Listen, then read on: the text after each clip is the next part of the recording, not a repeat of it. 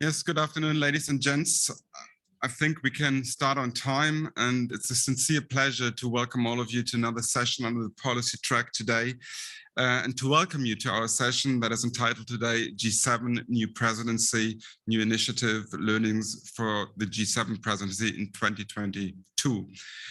Which is also co-chaired by the Global Health Hub Germany. And it's really great to be here with all our distinguished panelists today and with our great moderator, Caroline, who will guide you through the session. As you know, the pandemic has shown actually how important global health is, and it has been for many years the top topics on the G7 agenda for many years. The COVID-19 pandemic has shown us how important this is to continue also to keep this focus in the G7 format, and especially now to keep the momentum on it. Germany's obviously G7 presidency next year offers exactly that opportunity to shape global health policy and to pave the way for further actions.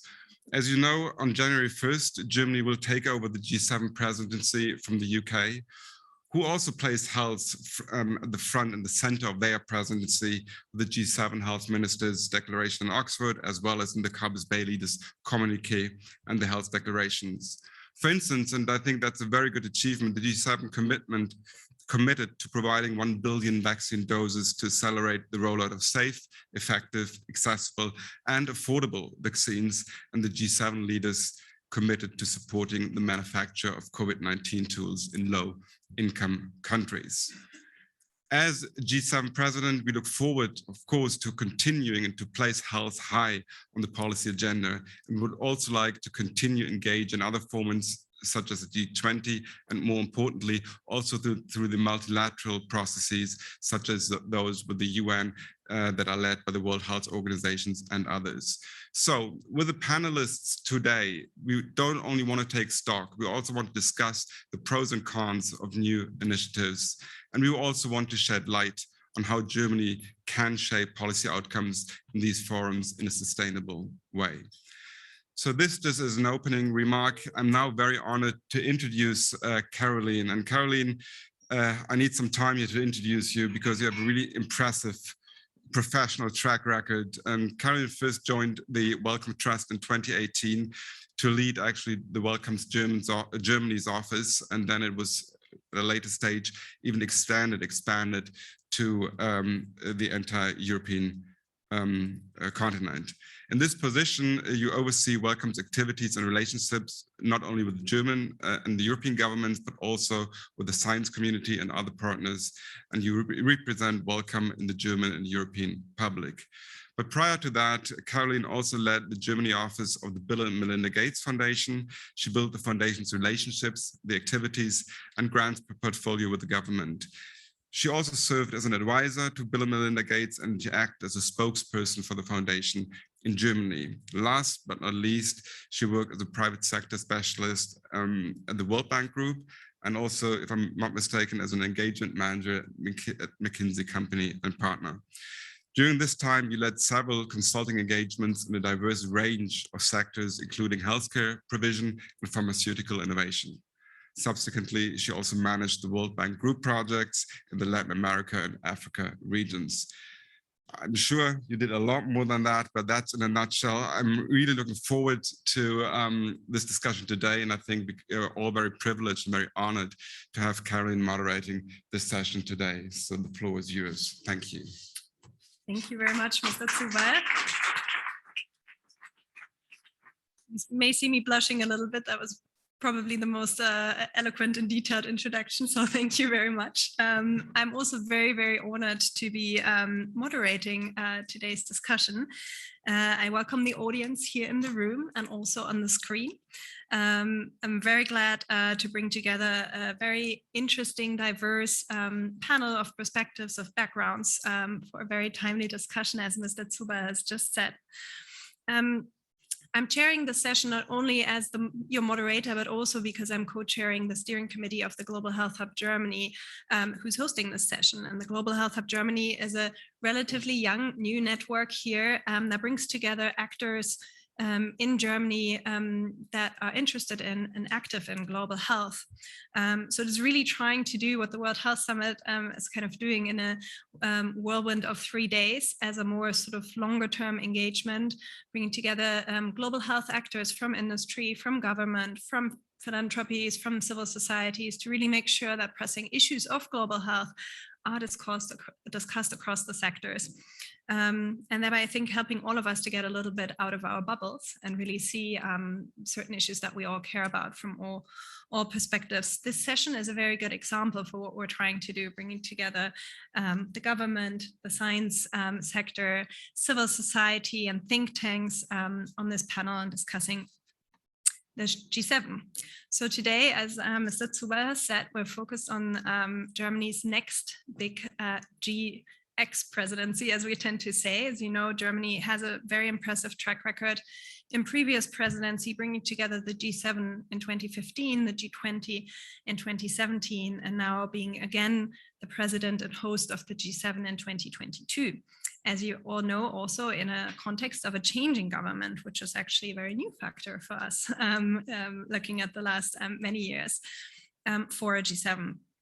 So we'd like to discuss today a little bit what is the G something format, and particularly I think today the G7 in this case, what does it lend itself to when it comes to global health? Is it the platform where the issues we all care about, global health, is best addressed? In which context?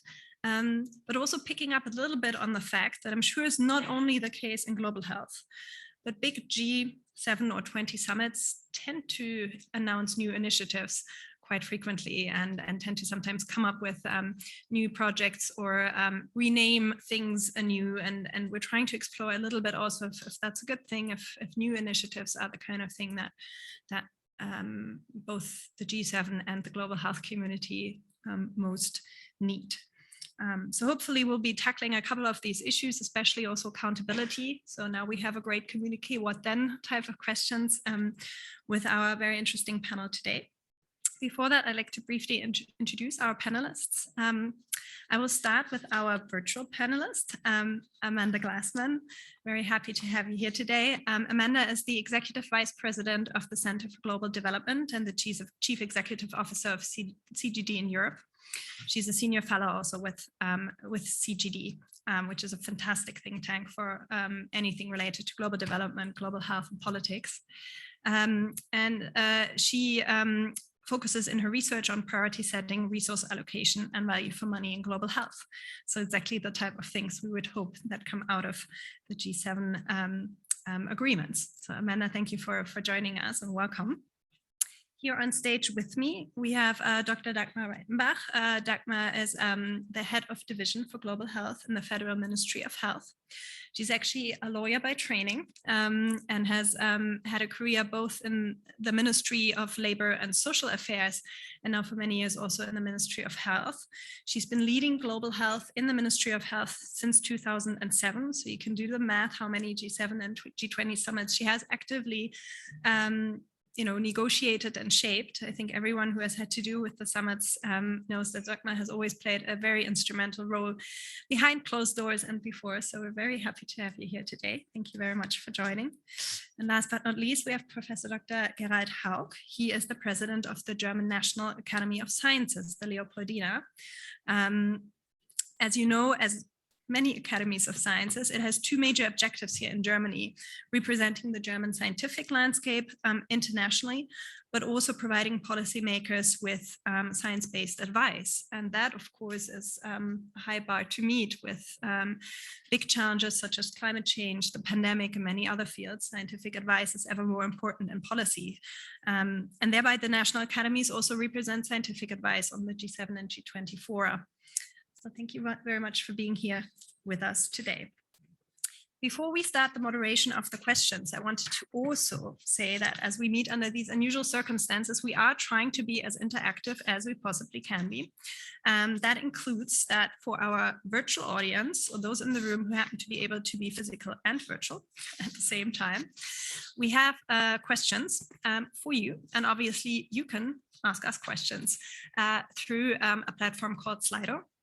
There's a link currently displayed on the slides that you can see in the presentation. On that link, you will input a code.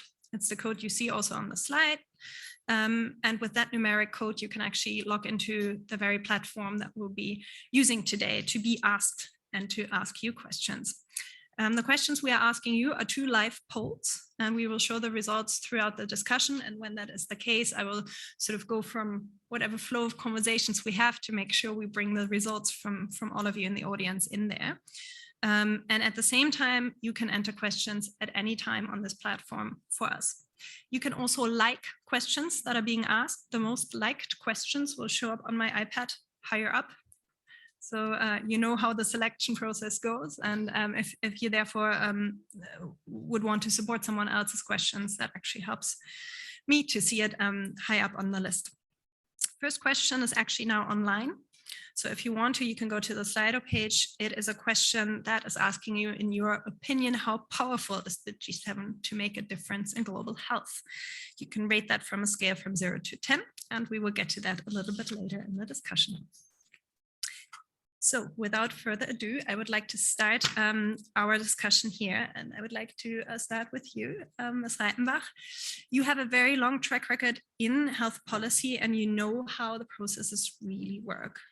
Given that G7 is not everything you do, you actually see global health evolving from the various sides of the spectrum. What contribution do you really think the G7 has? What difference can the G7 make to global health? Mm-hmm.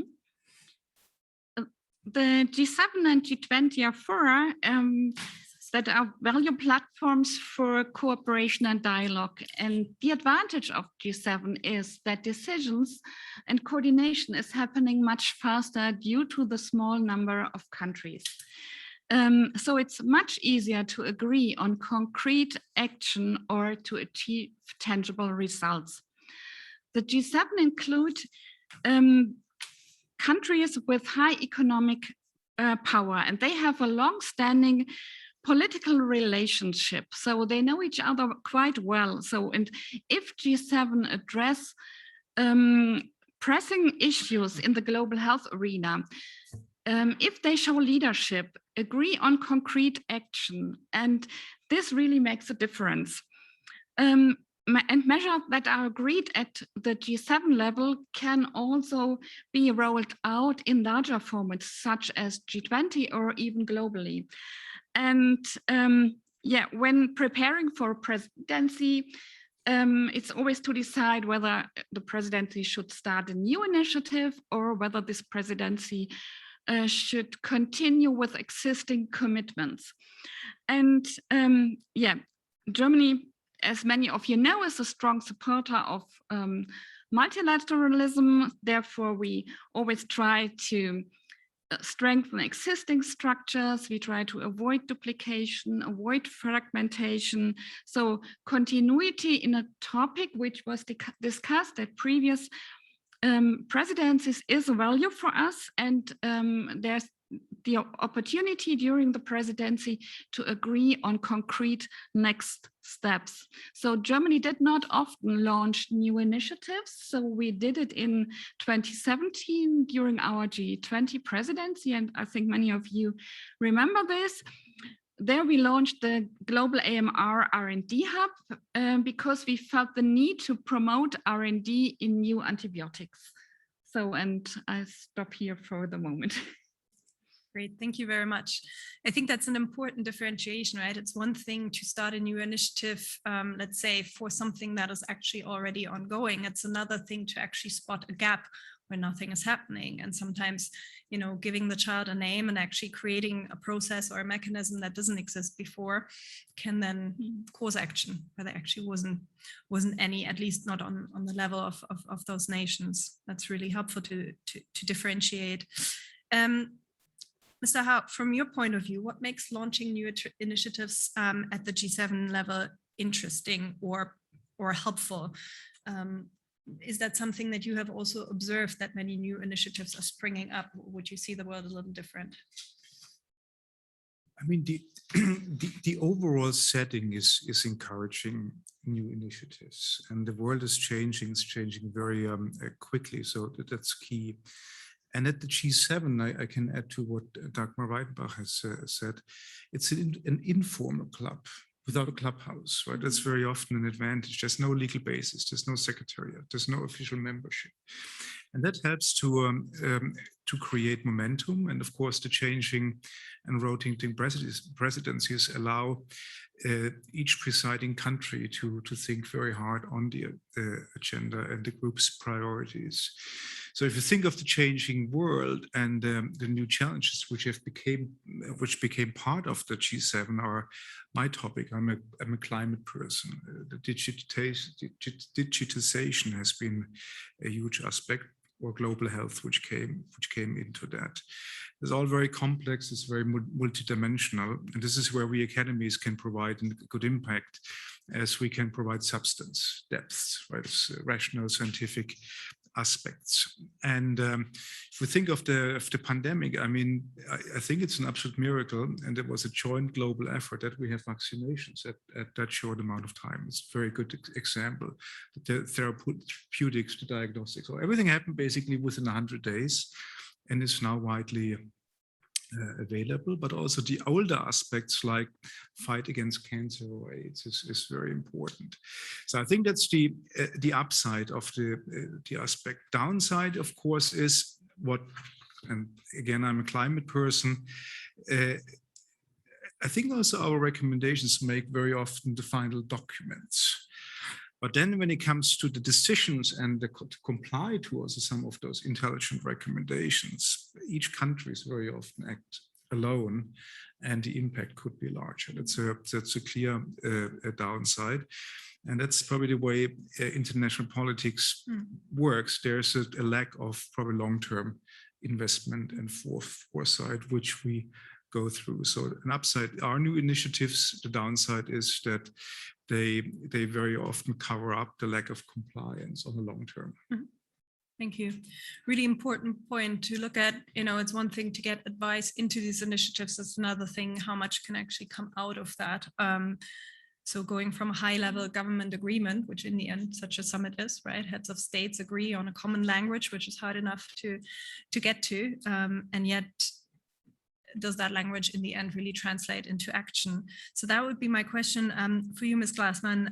What are some of the outcomes of recent G7 or G20 initiatives that you would say, you know, potentially made a difference, or did the opposite? And maybe we would have been better off without them, if I could say so directly. Do you think these were or are effective ways to actually progress global health? Well, I think actually we should take a little bit of a step back and reflect on how these summits are talking about fundamentally different issues over time. And the institutional landscape is it responds to that earlier situation, right? Which is when we had G7 in Glen Eagles, for example, it was about debt relief. It was about 50 billion in aid. It was about the global fund, always from kind of an aid and low and middle income country government perspective, and sort of what are the high income countries doing for the low and middle income countries. That was reflected also in Muskoka, right, with the global financing facility. These are two big G7s that yielded very historic and important transformations of the way that the global health system worked and the amount of money that was circulating there. But, over time, we're now facing global threats, and the agenda is different. These are global public goods. It started, of course, Germany's excellent initiative on antimicrobial resistance, extremely important, but far from an agenda that you would say is adequately addressed in any way. And now we're facing pandemic and climate. And these issues are existential issues. They are global public goods issues where we have a domestic agenda alongside a global agenda. So it's not, perhaps a logical evolution of the Sustainable Development Goals and things like that. But, I think it's important to think about when we talk about the value added of something new and what it is we need to deliver in these intergovernmental fora, we have to think about the nature of the problem is changing. And because the nature of the problem is changing, it's always going to be awkward because the G7 is only a part of the world, and crises like climate change and pandemic require the entire world to act. That said, we've seen a lot of action on the coalition of the willing kinds of activities. So, if we look at the G20's big hit after the financial crisis in 2008, confronted with national regulators of banks that were somewhat captured, they put into place the Financial Stability Board, because financial stability itself was a global public good. It's obviously national public good as well, but there were, incentives that weren't working quite right. So I think as we think about the upcoming G7 and of course G20 that ends, we'll see a statement from the members, I guess, later this week or next week. We're in this kind of incomplete transition from the old globalization issues to the new global public goods agenda. And I think, there are genuine gaps in the institutionality and financing for these big issues. And yet the existing agenda, the development agenda, the health systems agenda at country level remains just as important and possibly more important, because of course we've had setbacks associated with COVID-19. Great, thank you. Really important point to actually differentiate a little bit between, I guess, the old generation of issues tackled. I'd say not all of them are also exclusive to the G7. They probably reflected a almost always positive outcomes, sort of, the pie is bigger than its part, or the whole is bigger than the sum of its part type of logic, that when the richest nations come together, good things will happen, which looks a little bit different when the richest nations confront the rather negative things that can happen because of their actions.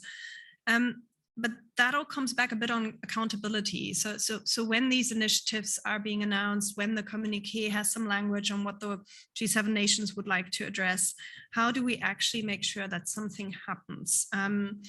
Question back to you, Ms. Reitenbach. How do you look at accountability? Is that something that you in a government position are being busy with, something that you see is coming out of, let's say, a 2017 summit, that you feel there is pressure to show that some of the things that were announced and created are followed through in the years that follow? Or do you see that something that's coming more from a different sector outside of government and kind of almost being addressed at you? We are busy with it, but it's quite good that we are busy with it. So the G7 members have been engaging on global health issues for a long time, and they have been publishing annual accountability reports, and they include commitments on global health. And so the accountability reports play an important role and to have a look whether we are on track. And during our German presidencies, we have also placed a strong focus on working with the engagement groups, with civil society, with the youth, with science, with business, labor, think tanks. And these engagement groups, they contributed very valuable input in our presidency's policy, in preparing the declaration, and they keep us on track as well. So, which is quite good.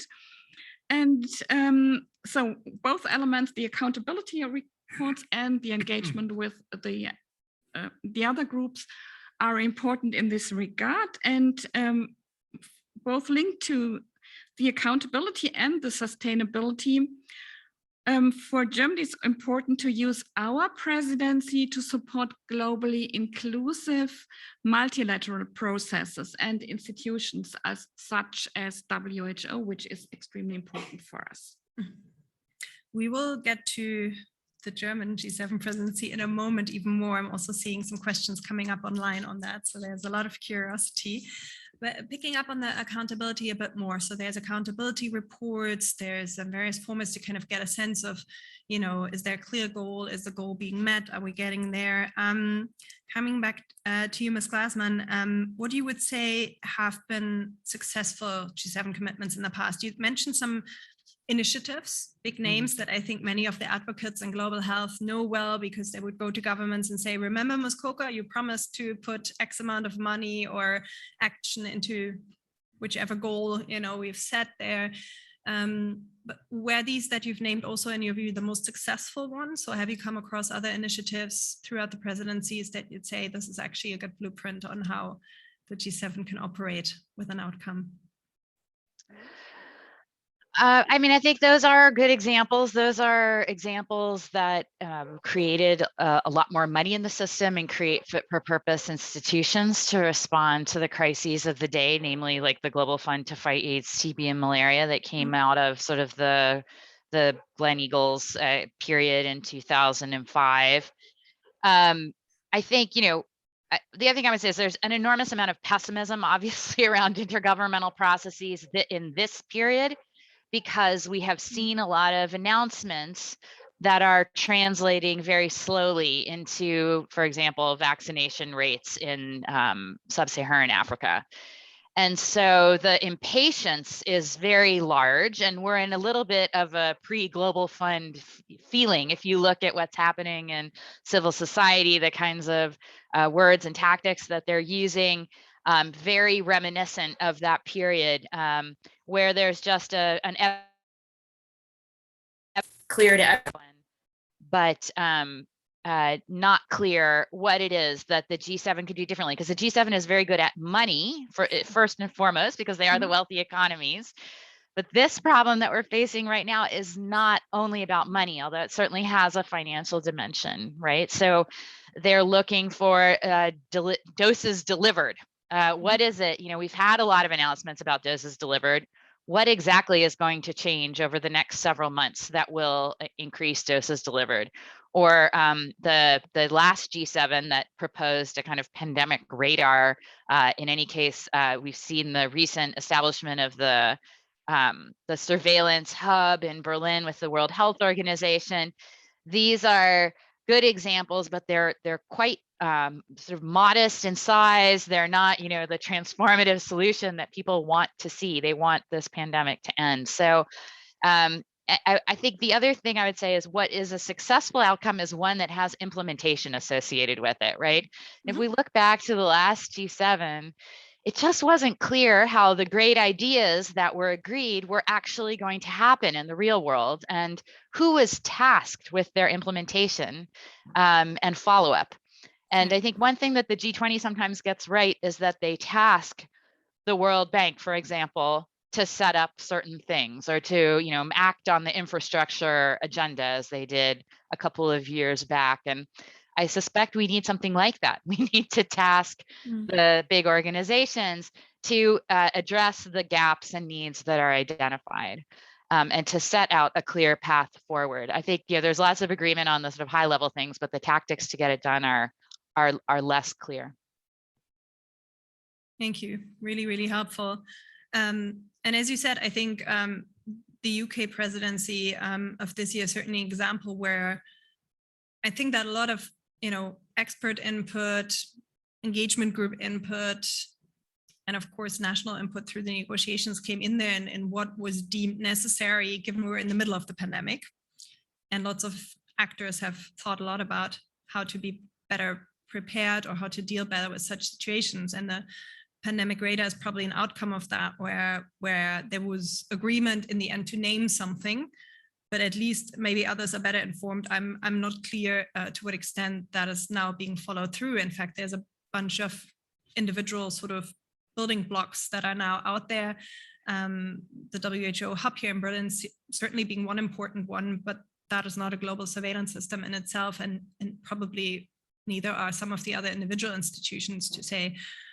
So there is a question a little bit on, how do you say that in English? In German, we have a saying where you have to kind of drill through the thick piece of wood, and that job really hadn't been done to really drill down into the complexity of what would a good surveillance system look like, which clearly isn't something that leaders aren't just negotiating in a back room, but to really think through. And that takes me to my next question to you, Mr. Haug. I mean, there has been a process over the last couple of years in which also scientific advice is being brought in through the S20 and the S7 to really get scientific recommendations into this thinking. How successful has that been in your view? I mean, do you see scientific input reflected in the agreements that G7 leaders come to? And is that going far enough? Well, it's in the agreements when you look at the texts. But Amanda just said it, we don't have a knowledge problem, we have an implementation problem when it comes to global issues. And I don't want to talk about the climate situation, which we all understand. We go through the biggest cold revolution since the beginning of industrialization. So a lot of nice texts have been written, but we have not been very successful. Here we are talking about global health, and I mean the National Academies began this some 15 years ago, and it's actually a well-practiced, wonderful exercise. Became a tradition. We interact extremely well, and I want to give you two examples on where things did go somehow well, but probably also didn't, related to the pandemic. In the G7 summit in 2015 in Germany, there were two main aspects deliberated and well formulated. One was on infectious diseases and the antimicrobial resistance. We already heard about that. Threats and necessary actions, right? So the recommendations included, well, we need to accelerate research and production of new antimicrobial agents. I would say has not worked. Vaccines, if you look at the miracle of the mRNA development, which has clearly 5 to 10 to 15 years of fundamental research behind. I think it was a real miracle. Went excellent, and the diagnostics I think was okay. But there was also a recommendation that we need to install a global infection disease surveillance program. You judge. I would say it wasn't very successful. And we need to develop, and it was in 2015, a coordinated rapid response in the face of major epidemics. I would say could have done better. So there was this very prominent role, and then it was repeated, and it went into the leaders' communique at the G20 summit in Germany at 2017. And Leopoldina and his partners came together and wrote, I would say, a very clever but warning text of a global pandemic entitled Preparedness for Future Outbreaks of Emerging and Re-emerging Diseases. It needs to be urgently improved. As I think we've now, as we look back to the last 18 months, there was also space for improvement. So it's clearly another example that prevention and preparedness very often go unheard. And the second theme we had, and also there is huge space for action, and it needs to be repeated, about neglected tropical diseases. It was both, in particular in 2015, was a strong note. So I would say things have happened, but there's still a lack of affordable and accessible treatments in many low and middle income countries, particularly in the low latitudes. So I would say on a positive note, yes, things end up in the communiques. There's then, as I think all have highlighted, some implementation issues. But I think as and you've said that, we'll continue with some of these topics. I'm very optimistic for the next German G7 presidency, that we can build on the past G7 processes, but I think the world has learned a lot during this pandemic, and I positively go forward with that. Great. I think to also bring, some of the historic successes in there. Ms. Glassman, you said that, the G7 tend to be good at donating money or, coordinating mechanisms where money is urgently needed. And to be clear, that's the case often in global health, because luckily there is a landscape of very capable actors, right, that have been set up over the last 10 to 20 years to tackle many of the issues that we worry about globally. So in 2015, for example, the replenishment at the time of the Gavi vaccine alliance was sort of under the auspices of the German G7 presidency. It wasn't something that showed up in the communique as we managed to get to $7.5 billion for Gavi, but it was almost in the patronage of then Chancellor Merkel and the government to support and host that summit. And I think while that's not the classical outcome of the negotiations, it is quite important that G7 presidency governments are willing to almost take things under their wings, so to speak, or in their responsibility to say, in this year, we have a special status for good reasons. We are negotiating with many governments, and that gives us a voice and a reach that with that hat on, we can do good for an important process. We can collect often money, but not always, also political support for, whether it's the Green Climate Fund, whether it's Gavi, whether it's, CEPI was launched, I think, at the World Economic Forum in the year of the G20 presidency of Germany. Again, sometimes that's timing, sometimes it's, things coming together, but it doesn't matter. And I just wanted to point that out because that isn't the classical G7 negotiation outcome, but I think it's an important responsibility that sometimes hosts take on and are willing to also contribute to.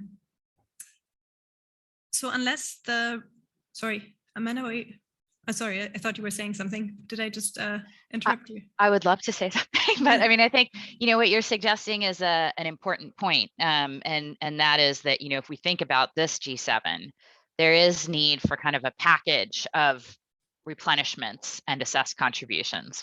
So I think that is something to think about. The money piece is really, really important right now as well. But I wanted to say something else about the institutional part, but I'll let you, I think that you're coming to that in your next round of questions. So thanks. Great. Unless there is a result from the current poll. So I just wanted to check because that might be a good quick moment to take a look at that before we move on in the conversation. So we're just getting, okay. How relevant and powerful the G7 to make a difference in global health? So it reassures me that at least a very small minority finds it not at all powerful. There might be a little bit of self-selection given that we are the World Health Summit and people are dialing in who are interested and engaged on these issues, but it is an important reminder not everyone is convinced. Ms. Reitenbach, how do these results make you feel? Do you think that, is that resonating with you? Yeah, I think that 50% or more than 50% have the feeling that G7 is very relevant and powerful. So I think, yeah, it puts the pressure on our shoulder really to try our best to achieve good results next year. Great. So I think for those in the audience, there's going to be another question for you that's going to be put on now, and you have the next half an hour to think about it. What makes an initiative launched by the G format, so G7 or G20, particularly successful? We'll take a look at your ideas in a moment. And in the meantime, I would like to shift gear a bit more explicitly on the next year and obviously the hopes, realities, the wish lists for the German presidency. I thought I'd start with sort of with the other panelists so that you, Ms. Reitenbach, can respond last after you've heard all the wishes and hopes, at least from the panel. I'm sure we get into this later with the audience another time as well. So Ms. Glassman, if I can start with you, from your point of view, what could Germany push on? What kind of progress could Germany as a G7 president next year push on to really make progress and change important issues in global health? Yeah, well, I do think, we're in the midst of a historic crisis. It's really without precedent. And there is a need to think about both global health, but also development and economic growth around the world, which is really important for poverty reduction and reaching the other kinds of human development goals that we would all like to see. So I do think that I would like to see Germany also use the entire toolkit it has when it thinks about its commitments at the G7. So it's not just health narrowly defined. It is also the whole system of the international financial institutions. That these are the mechanisms that we have to support global public goods now. And I know that Germany has been very outspoken about the need to finance global public goods like climate risks, like addressing conflict, and like pandemic more effectively at the multilateral development banks. So that is also a place where the other members of the G7 own most of the shares. And so we need to not just think about it as, oh, it's our little global health organizations over here, like they're not little, but like Gavi or CEPI, which are very, very important. But it's the whole family of institutions. And ideally, we would try and think about how these institutions work together more effectively. Some have more money for certain kinds of activities. others are more mission oriented for certain kinds of outcomes. Can we put those ideas together in some way? And so this idea of kind of a package of replenishments, starting with the World Bank's IDA, which is coming up in December, but obviously CEPI, there's a whole agenda there around, a variant strategy, vaccines that are easier and cheaper to administer, and also, like a pan-coronavirus vaccine so that we can be prepared for the future. Likewise, Gavi delivery of vaccines and the Gavi family, it's a partnership, right? So there's UNICEF and all of that. And then the regional institutions that are out there and that can provide a lot of value added. So I hope that Germany will use the entire family of institutions, of multilateral institutions that are out there to advance. But I also think we have to realize that, some of the global health challenges that we face, like pandemic risks, like antimicrobial resistance, are much more than the health sector. And so thinking about agriculture, development, and economics, and all of the line ministries in every country that deal with this, meaning an interagency process to try and get a better response in place for the future. I think the other thing that I would like to flag is around checks and balances in the system.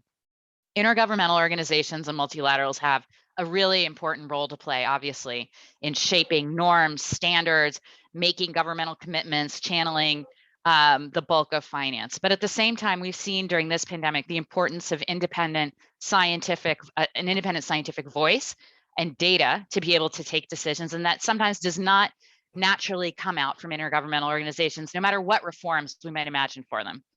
And so I think, one idea that we've been talking about is sort of a corollary to the intergovernmental panel on climate change. We should have the same kind of thing on pandemic risks and AMR. We don't understand this risk well, we don't measure it well, and we haven't engaged the full scientific apparatus of universities and civil society organizations to look at this and serve as checks and balances. And, by the way, when we think about strengthening epidemiological surveillance at the country level or mortality surveillance, that's really not just a job for government, although government has a huge role to play. It's also about other entities that are there. And, if we think about like the respiratory, like the flu epi surveillance system, it's really done by a network of university-based volunteers.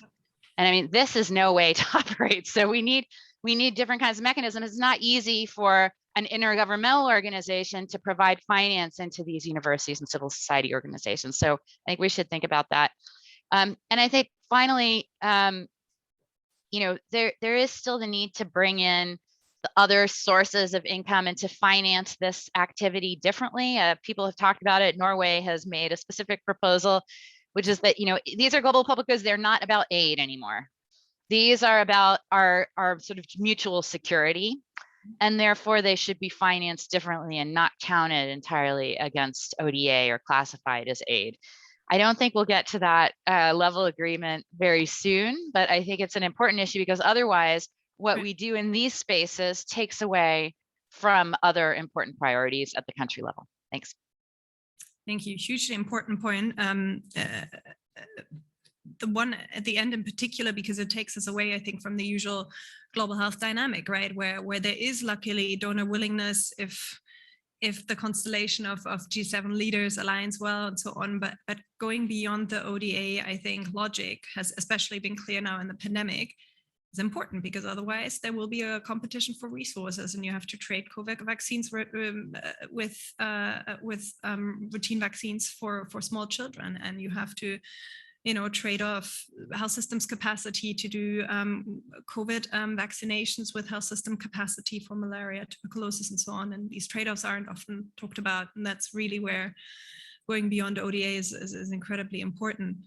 Mr. Haupt, what is your wish list? What are your requests, your vision for next year's G7 presidency by Germany, and how do you the Science 7, so the science input that Leopoldina is leading on, what are the plans for that to support the agenda? I mean, there's a kind of an obvious double challenge. On one side, it's the health aspects.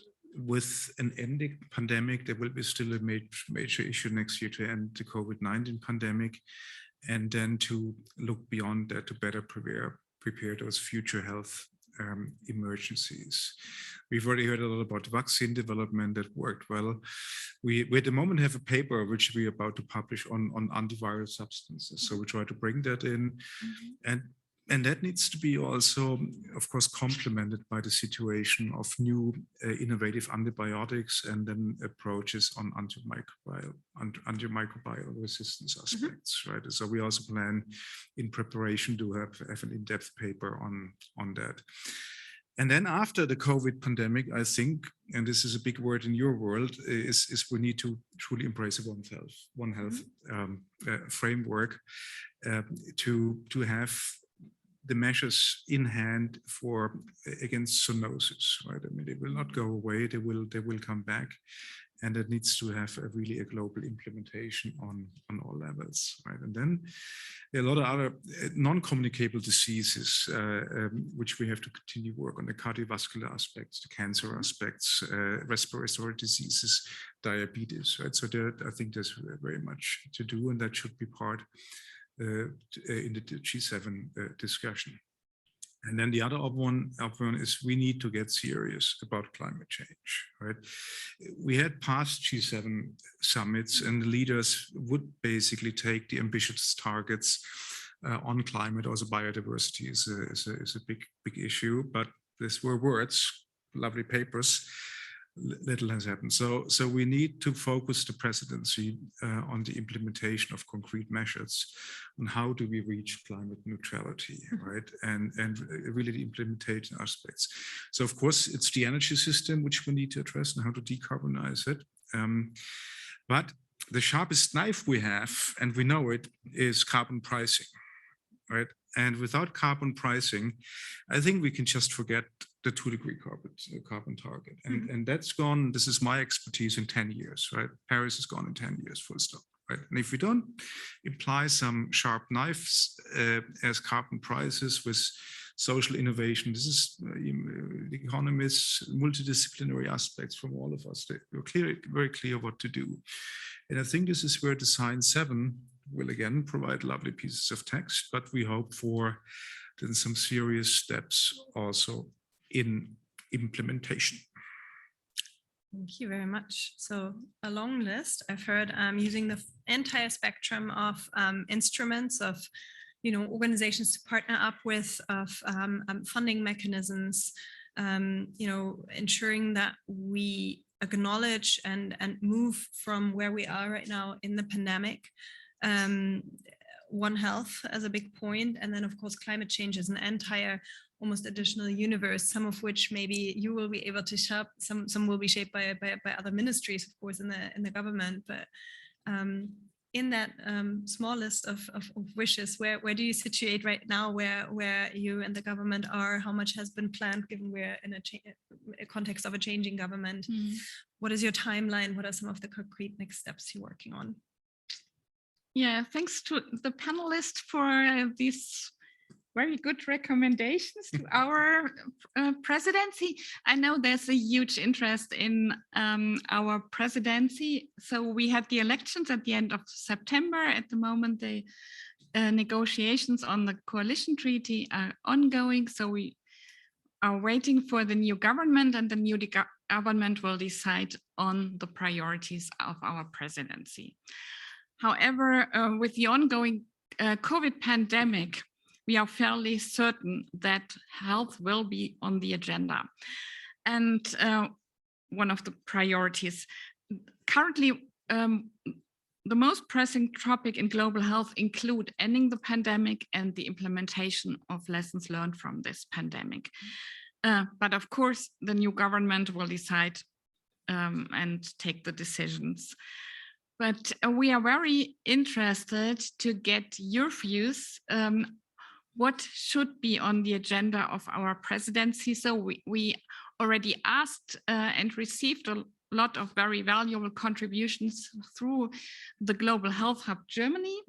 And we are very keen also to hear from our audience today what you would like to see on the agenda. Please feel free to share your views on this with us. Fantastic. So I'm just giving this again to the virtual audience. You know, feel free to slide all your ideas. I'm happy to sum it up. And obviously there's other ways that we can pass this on in writing as well. All of the ideas you have. We will also soon turn to the questions from the audience. I'd like to do one last round of questions with the panelists, and I think we still have over half an hour to ensure we have enough time for questions from the audience. I'll start with you, Ms. Glassman. Again, looking at other presidencies, previous presidencies, what do you think we can learn? We've talked a little bit about things that, you know, maybe haven't been addressed as concretely as they could be. You've mentioned some examples that, you know, were particularly helpful in the past. If you'd say what could and should the German government learn, take away from maybe the last 2-3 years in approaching this, particularly, as you said, recognizing that the nature of the challenges that the G7 should be tackling isn't entirely more in their control. It's challenges that face everyone and don't only face the richest nations. This is a hard question. I think, yeah. Well, I just want to say again what the other panelists have also underscored, which is implementation. To stay away from beautiful ideas that that don't deliver in a reasonable time frame, or in a way, you know, and therefore to consider what it is that the G7 has more control and influence over. So when I think about the role of the World Bank, for example, in providing global public goods or financing global public goods in low and middle income countries, that is a place where the G7 has an enormous amount of influence and impact as major shareholder governments. And it's also a space where it's multilateral, and both contributing countries as well as borrowing member countries are there in the governance mechanisms. So I hope that sort of that piece is understood. And likewise, you know, there has been a certain comparative advantage of the G7 governments, a specialty, let's say, in some of these big global health entities that exist.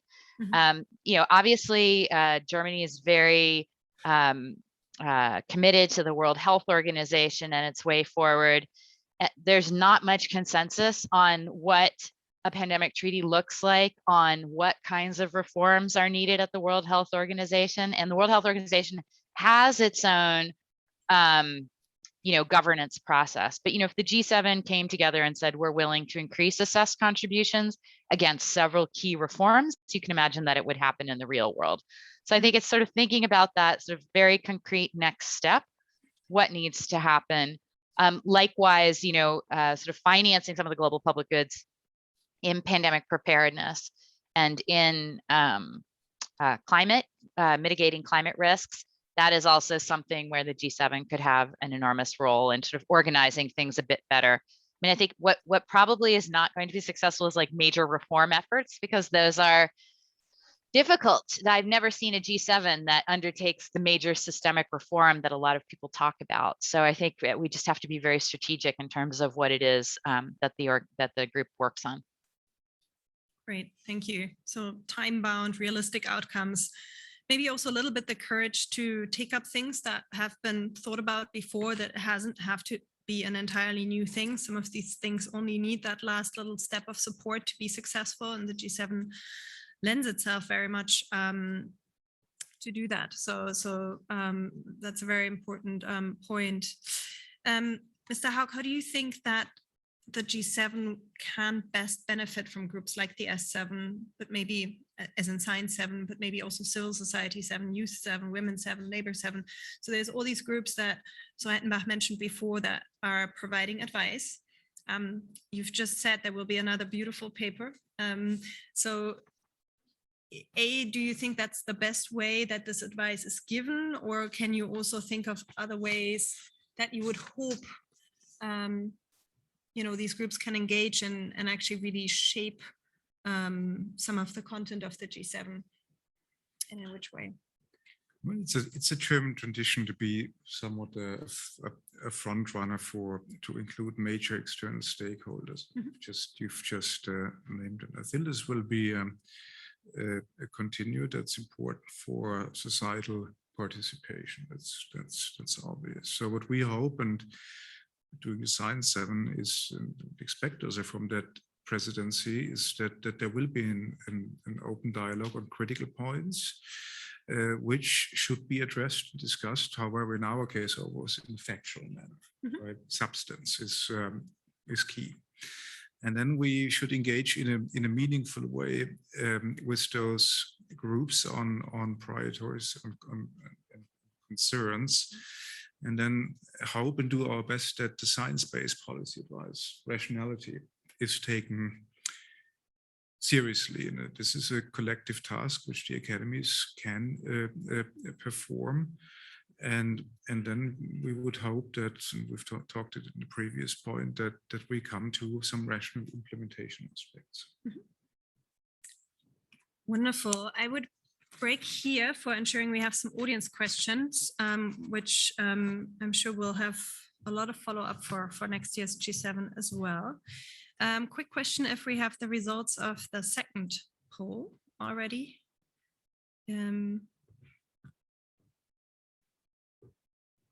Let's see. Okay.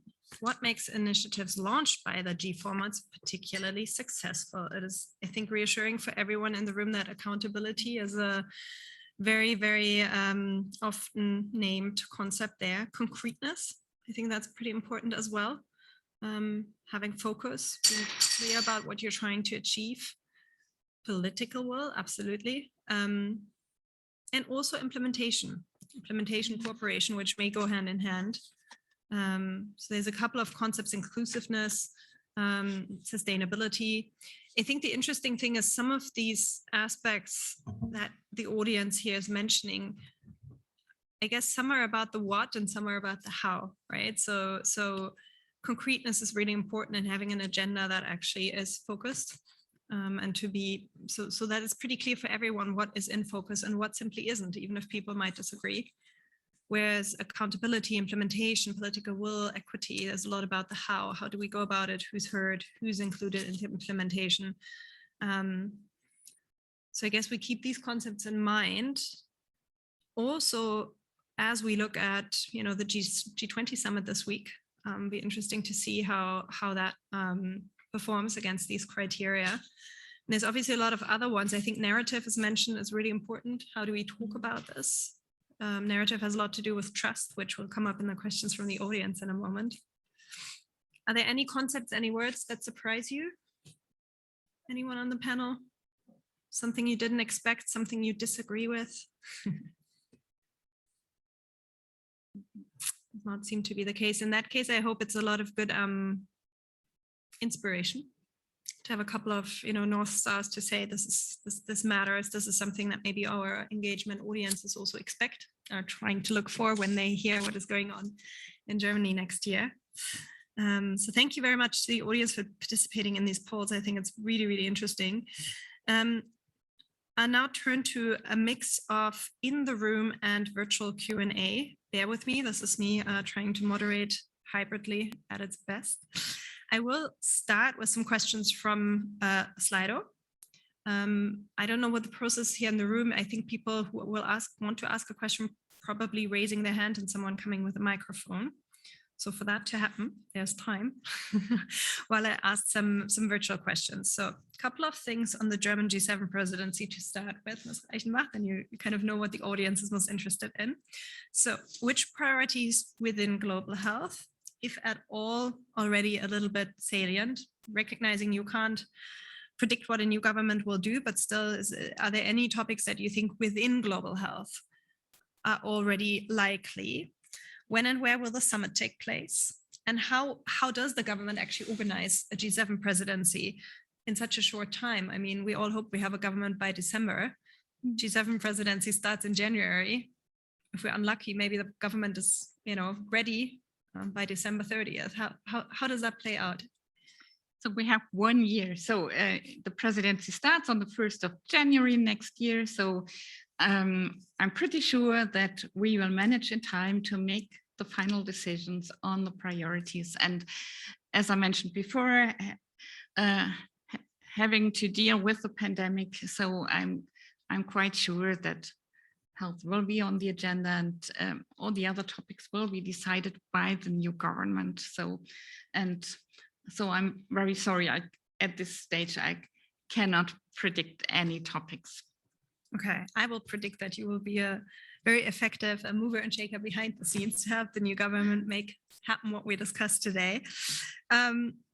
One more question that I think, Ms. Glassman, if you could comment on, there's a question that says we talked a lot about trust, but isn't the G7 format actually reinforcing the mistrust? It is this format of rich and mighty nations ruling the world. What do you think about that? To what extent can the G7 actually establish or reestablish trust? Yeah, and I think delivery is the response, the way to build trust. So if doses are delivered in a timely manner through AVAT, through COVAX, through the bilateral deals that governments have struck with firms, that will restore some of the credibility that we see as, and it's not just the G7 or the G20, it's all of the multilateral system really that's in crisis. We have not been able, there have been some miracles, as our colleague has pointed out, which is the quick time to a large number of very efficacious vaccines that save lives. The part that is going less well is the delivery piece. And it's really, I can imagine that as a policymaker today, sitting in a G7 government, that you are really under a huge amount of pressure. So I think, delivering on that is really the answer to the trust issue. Now, no one thinks that the G7, I don't think the G7 governments themselves think that the G7 is representative, but it is, a club of wealthy democracies that are generally aligned on some of these issues and the sort of goals of the multilateral system. And I think the question is, can they convince the rest of the world in the UN, in the G20, in the G20 plus, in the regional institutions? And I think that's about the power of the ideas. How good are the ideas? How well have they been discussed and consulted with the different stakeholders in the system? You can't make everyone happy, but it's a very powerful. I guess I'm not totally pessimistic, because if you look at like the global minimum tax rate, that's a quite important achievement of the. I guess that came out of the G7 in June 2021, and it's being discussed by the G20 now. Surely that's hard. That was a very hard reform and a hard item to agree, and yet all of the governments, the finance ministries are sort of in agreement that they would do them themselves. And it sort of speaks to the issue of the current agenda, which is that what I do at home domestically affects the global situation. And if we act together, we can be more effective. So I think most people would view that action as quite a good sign that these systems can work. Great. I'd like to put that question also to you, Mr. Haug, in a different way. So creating trust. Now we have these processes in which eminent institutions feed input, whether it's Leopoldina through the S7 or maybe other fora. How do you ensure that the world out there, the citizens, perceive this as a process that is potentially also on behalf of them, that it's not entirely just certain institutions that have the privilege of feeding in this input? How do you source your recommendations? How do you feel you're doing a good job in being as encompassing or inclusive as you can? What we can do as the scientific, the academic community, we can bundle knowledge and provide that bundled knowledge from all disciplines into an understandable, well-communicated format, right? And just also to what Amanda just said, it's delivery, but if you also think of the global innovation and the power also when it comes to green technology, the vaccines we've said out of the G7, right? That needs that very deep understanding and substance, right? That the high appreciation I have for citizen science is cool, right? But to draw down a vaccine, which Uber scientists done in 2 weeks, basically, is 20 years of background and an in-depth knowledge And if you think of the combined potential of the G7 or the G20 and plus and whatever, this is what could make a big difference. So when we come from the innovation to the deliver to implementation, we can also draw very optimistic pictures for our future. And this, I think, what I was a little disappointed in the previous picture, the science was kind of the sidekick there on the left side, right? So I think we probably also have to be self-reflective and see how we can do in the science communication an even better job, because without that substance and depth, there's no innovation, which is so much needed on many of the topics we've discussed. Great. Are there any questions inside the room? There are. Would someone bring a microphone just so that members of the audience virtually can also hear you? There's 2 questions. First one was over here, second one over there.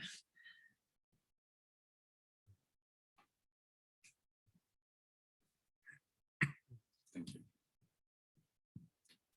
Yes, my name is Jürgen Brandstetter. I'm the Austrian representative to the Global Digital Health Partnership, which is an informal partnership of 30 plus countries plus WHO and OECD. And by the way, 4 of the countries are G7 members. So I'm not sure if I have a question or more a plea regarding to what the next presidency should take care on. There was a very interesting passage in the Oxford's declaration of the G7 health ministers, where they explicitly mentioned digital health as an important topic for the future. I work in the area of digital health standardization, and we see there is a lot already working, but to be honest, we are still at the start here because of lack of standardization and of the cooperation between the users of these standards and the creators of these standards. And what was received very well was this passage in this declaration, because we saw that the governments finally recognized that there is a need of cooperation in order to increase the speed to get these things into the field. And I'm not sure if it's a question, but it's a plea that the next presidency of Germany, please take that string further and invest into digital health, because digital health is kind of the intelligence of health. And from our perspective, it is a bit, let's say, under-invested into, especially when it comes to times like within COVID, where we saw everywhere that digital communication was kind of not enough, to be honest. Thank you. Thank you very much. I think there was another question, possibly, on the other side of the room. Over there.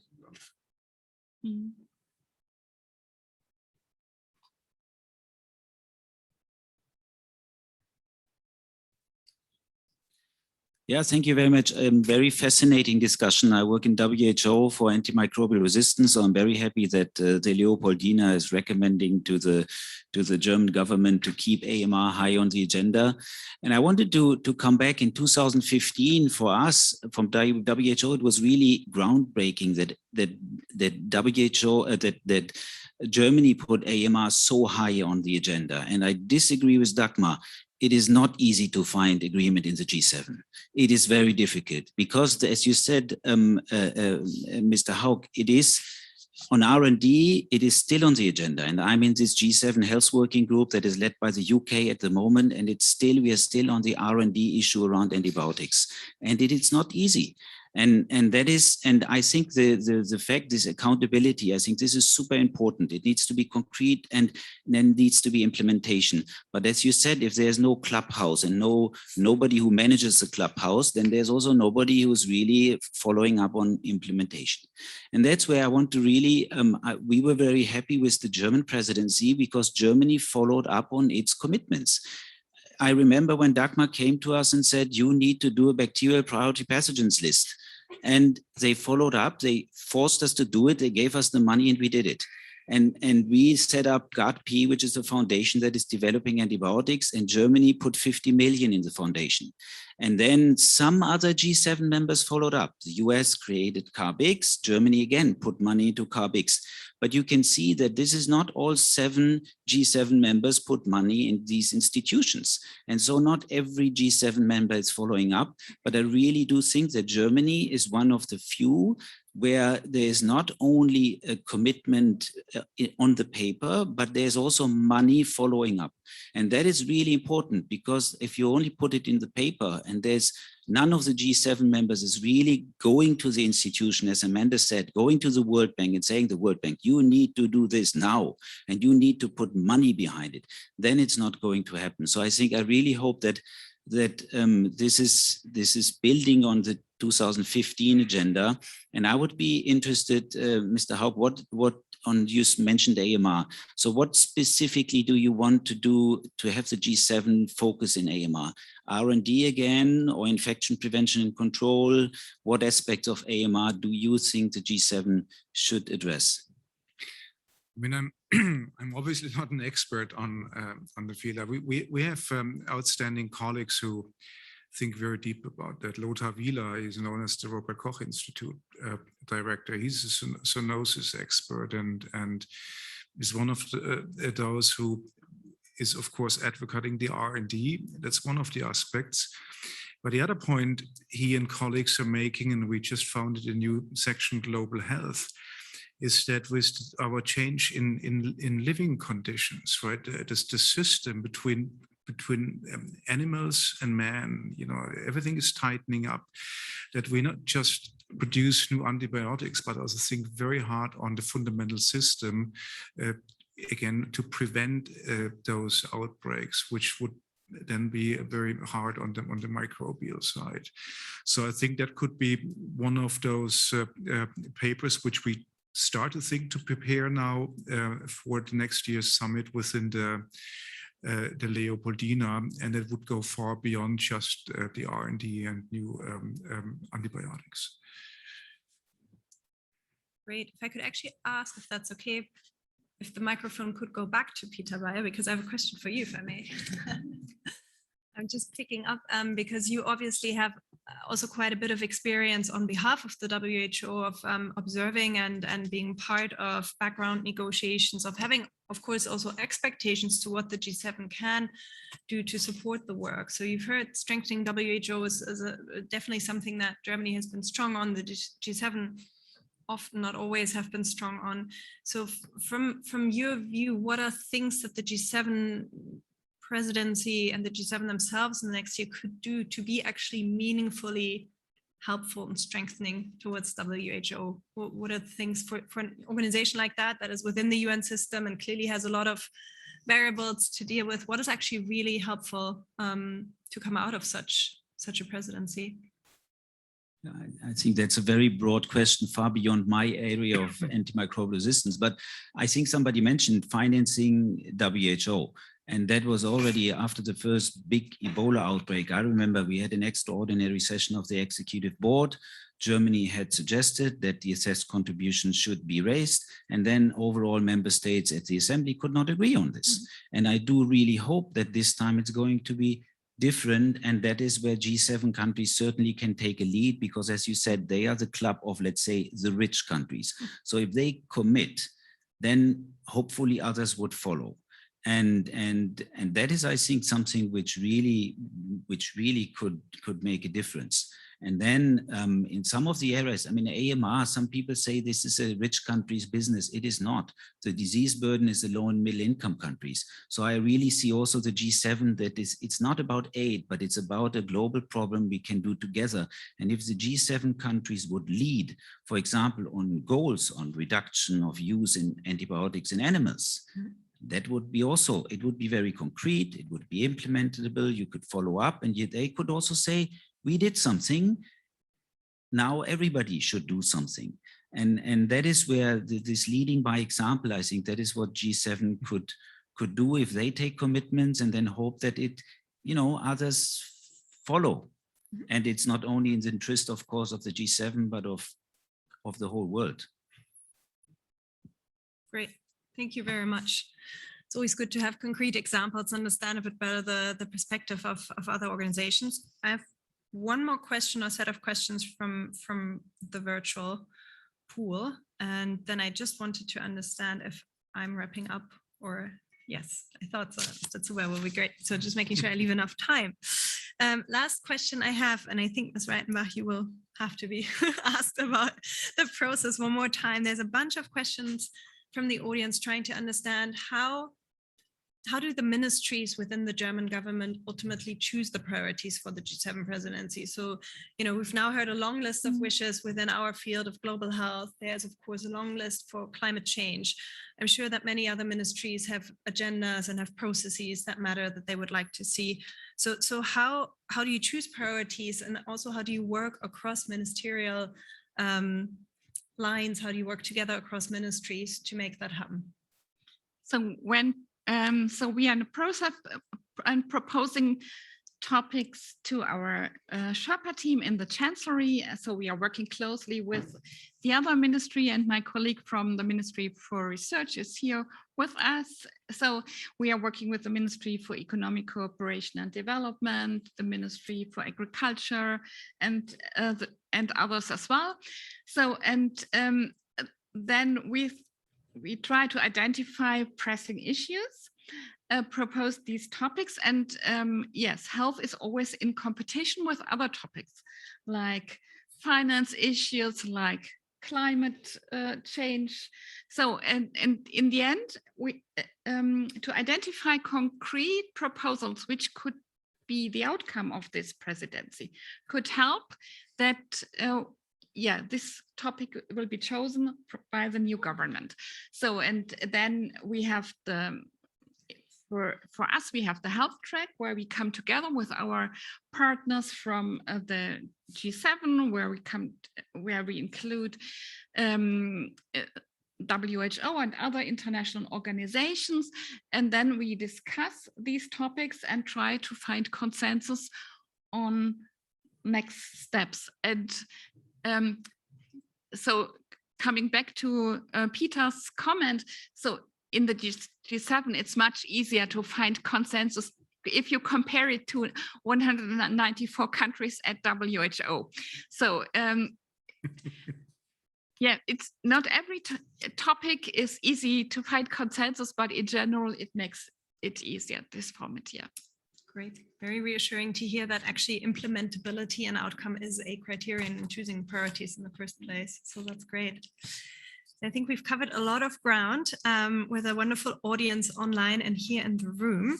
So before I hand over to Mr. Zuber, who is wrapping up and closing us off here, I also wanted just to remind you, this is the policy track here at the World Health Summit is new. This is the first time it's happening. It's a new way of both focusing on political issues, which of course the World Health Summit has done, but not as intentionally, I think. And this is really an effort also by the German government to make this conference more accessible, both for policymakers and for actors to get in dialogue. So please, if you can, there will be a little poll online. If you have a minute to fill it out, that will help us and everyone involved to make it better. And thank you very much for, I think, a very, very rich and wide discussion on many, many aspects of what makes the G7 presidency successful, what the wish list looks like, but also, you know, clarifying again, and especially thank you, Ms. Glassman, for that perspective, to kind of looking back and looking forward and really saying, okay, we have a track record here, and some things lend themselves to more success than others. I think that's an important one to take on the line. And so without further ado, Mr. Zuber. Yes, thank you, Caroline, for the wrap-up and for the final remarks. And thank you to all the panel, distinguished colleagues. I think it was a great discussion. What I learned today from this session is we really talked not only about the value added of new structures in the context of the G7 or existing structures, we also talked about pandemic challenges, what it really needs to better them for the future. But we also talked about implementation, and that really struck me, because if one thing became clear, everybody felt very strongly about it, was implementation and accountability, so that intentions actually do not evaporate into vacuity or insignificance. I think that is really what people expect from us, what the public expects from the G7, concrete measures that come out of the commitments. And a lot of good remarks have been made also with regards to WHO financing. I think indeed Germany, as the #1 donor country to WHO, of course, encourages sustainable financing of the WHO, but that also goes hand in hand with program countries, because only there you can then also really secure a country ownership, which is key if you really want to address global and public health issues. So I think we all took away a lot of food for thought. I know Dagmar was a very sought after person today, and so were the other panelists, and I thank you very much and wish you a very good day in the end of the session. Thank you very much.